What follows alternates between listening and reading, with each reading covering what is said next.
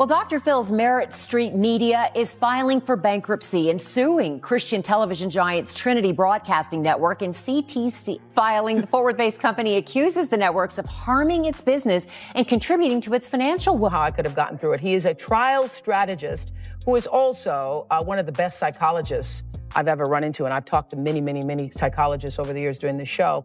And I said to Phil at one point during the trial, if I ever needed therapy, he would be the one I go to. And he said, I don't take clients. So Dr. Phil was once everywhere. Daytime TV, massive ratings, nonstop buzz. He wasn't just popular, he was must watch. Every afternoon, millions tuned in as real-life chaos turned into television moments before going viral was even a thing. Back then, Dr. Phil didn't just host drama, he owned the airwaves. But fast forward to now, and things look very different. You barely see him anymore, and when you do, it's usually in clips, memes, or random throwbacks. So how did someone that powerful fade out so quietly? How did Dr. Phil go from dominating TV to slowly sliding out of the spotlight? What a lot of people forget is that Dr. Phil didn't start in Hollywood at all. Before the lights, cameras, and studio audiences, he was building his reputation in Texas as a psychologist and trial consultant. He worked behind the scenes, helping lawyers understand juries, body language, and courtroom psychology. That work led him to co-found a company called Courtroom Sciences, and that move changed everything. His big break came in the mid-1990s when Oprah Winfrey found herself in serious legal trouble. She needed help preparing for a major lawsuit, and Dr. Phil was brought in. The trial ended in her favor, and Oprah didn't forget it. Dad, Huh? catch me outside. How about that? Catch you outside? What does that mean? What I just said. Why would anyone believe that Phil McGraw knows something special clinically?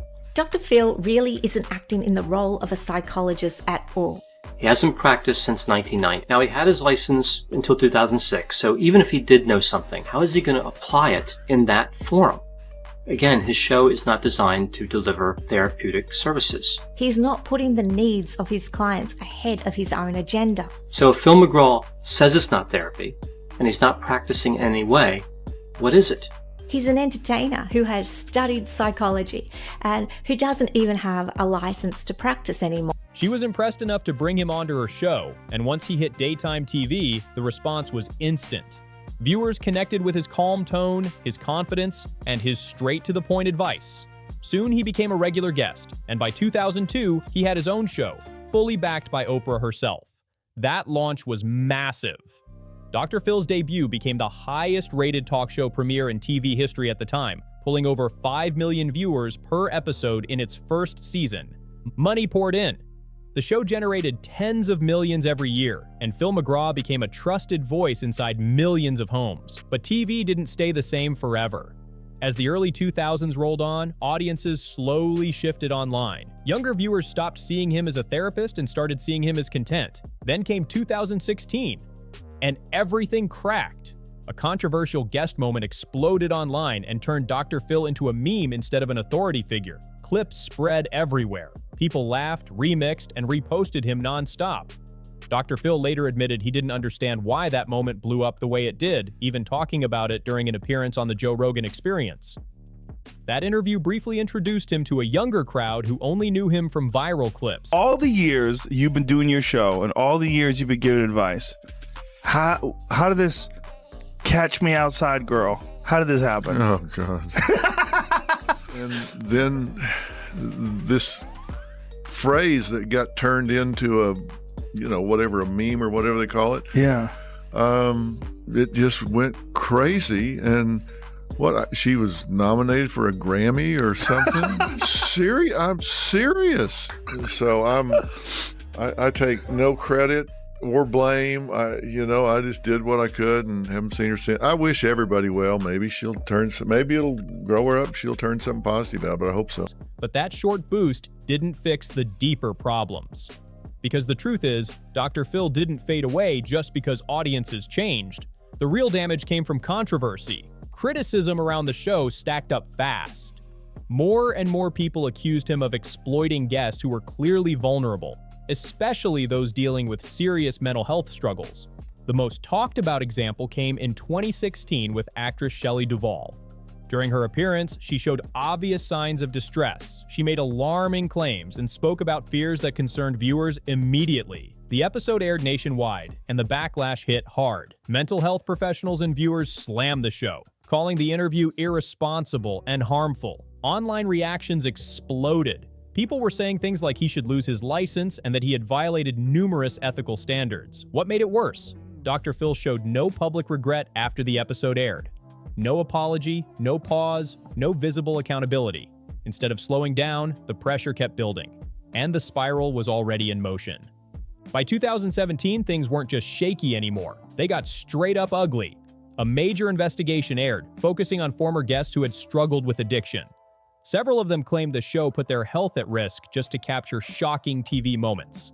One guest even appeared on camera while visibly intoxicated, and viewers immediately noticed. After that episode dropped, the internet exploded.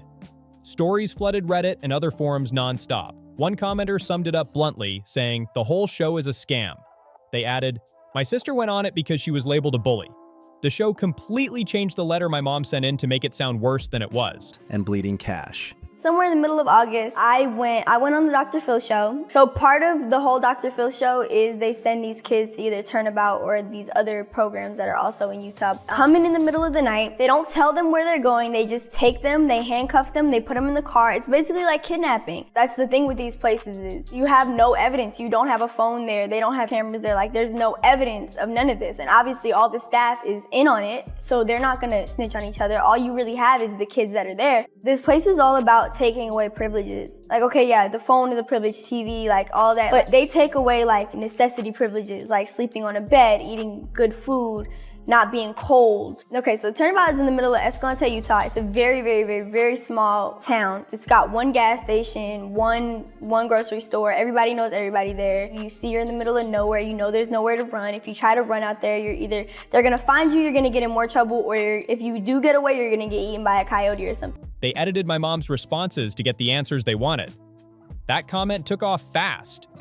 More stories kept surfacing, all painting the same picture. A show willing to push limits just to boost entertainment value. Former guests and insiders claimed people were encouraged to drink before filming, and certain guests were framed as villains or bullies to force stronger reactions on camera. The drama wasn't accidental, according to them. It was manufactured. Dr. Phil's team publicly denied all of it, but the noise didn't die down. It got louder. People claiming to work behind the scenes started speaking up on social media, especially Twitter. Several former staff members described what they called a toxic and hostile workplace. They talked about fear, intimidation, and non-stop verbal pressure behind the scenes. One blunt post spread everywhere.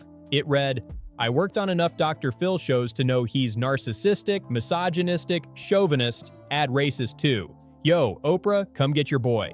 That energy spilled straight into online forums, with entire subreddits popping up under names like Cancel Dr. Phil, showing just how fed up a lot of viewers had become. Despite all the backlash, the show kept rolling. It was still pulling around 2 million viewers per episode, even as ratings slid fast, averaging around a 3.2. The brand was bruised, but it wasn't dead yet. Then April 2020 hit, and everything shifted. During the early stages of the pandemic, Dr. Phil appeared on Fox News and downplayed the seriousness of COVID-19. That appearance became a clear turning point. A lot of longtime viewers were done after that. After 2020, his content took a hard turn. He started traveling to the US-Mexico border, filming alongside ICE and Border Patrol agents. His on-camera moments shifted too, asking detainees questions like, "What have you been charged with?" What once felt like neutral self-help now sounded a lot more like political commentary. So that way you don't ever get hurt. It's not like you want to be accepted and held close and then when people don't, that hurts. So if you come in and alienate everybody and you're pissed off and you push everybody away and you're like a porcupine, then you don't ever feel the sting of rejection. And it's a way to go through life if you have low self-esteem and low self-worth. Yeah. And I think that Danielle clearly has low self-esteem and self-worth, which is really sad because I think she has so many great qualities. I think she's obviously very smart, but I do think she's on a self-destructive course right now. I personally feel they swept this under the rug without even bothering to interview Hannah as a victim. The suit is the latest accusation of abuse against youth behavioral treatment facilities in Utah. The lawsuit alleges Hannah was forced to perform hours of extra manual labor in extreme conditions while sleeping on a wooden plank. There was already lawsuits before I went there. There's now many more after, but there was one as far back as 2012. Now this place has been going since the 90s, I think. I expected to be treated with understanding. Instead, I experienced retaliation from the ranch after I spoke up, and what appeared to me to be a punishment for reporting my abuse. Soon, Dr. Phil was speaking at conservative conferences, criticizing woke culture, and rebranding himself as a defender of traditional American values.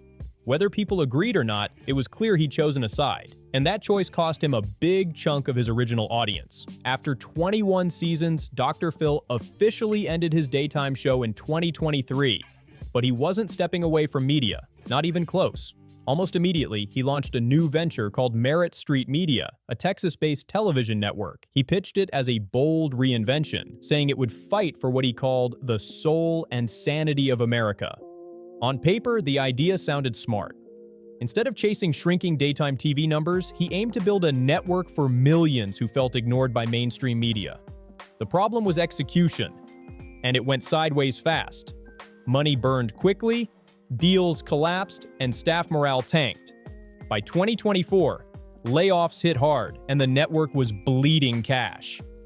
In 2025, lawsuits, unpaid obligations, and broken partnerships stacked up. Eventually, the company filed for bankruptcy with over $100 million in debt. For most observers, it wasn't shocking, especially with reports of constant private jet travel still surrounding the brand. But what shocked people most came next. Just 2 weeks after the bankruptcy filing, Dr. Phil announced another media venture called Invoice Media. Same concept, new name, fresh pitch. At that point, the pattern was impossible to ignore. Dr. Phil went from Oprah's couch to ruling daytime television, then bet everything on a political pivot that ended in financial collapse and legal chaos. Now it's on you.